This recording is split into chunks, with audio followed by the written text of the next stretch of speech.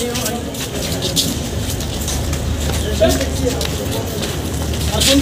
তুমি আসামি ধরবা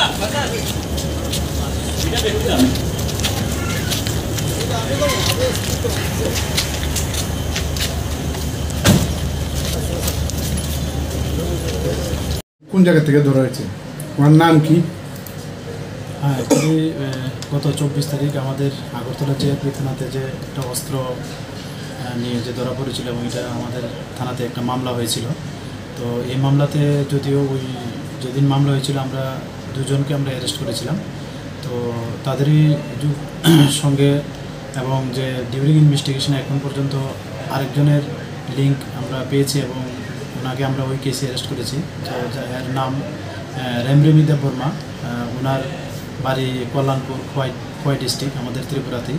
তো আজকে ওনাকে আমাদের মহামান্য আদালতে প্রেরণ করা হয়েছে পুলিশ রিমান্ডে, 3 দিনের পুলিশ রিমান্ডে। কোন জায়গা থেকে ধরা হয়েছে?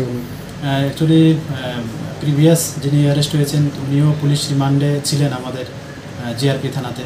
তো ওনার ইন্টারোগেশনে এবং আমাদের যে ইনভেস্টিগেশন যে চলছে, ইনভেস্টিগেশনের যে এভিডেন্সের ভিত্তিতে আমরা ওকে ওই খোয়াই থানা থেকে, মানে ওনার যে বাড়ি ওখানে আমরা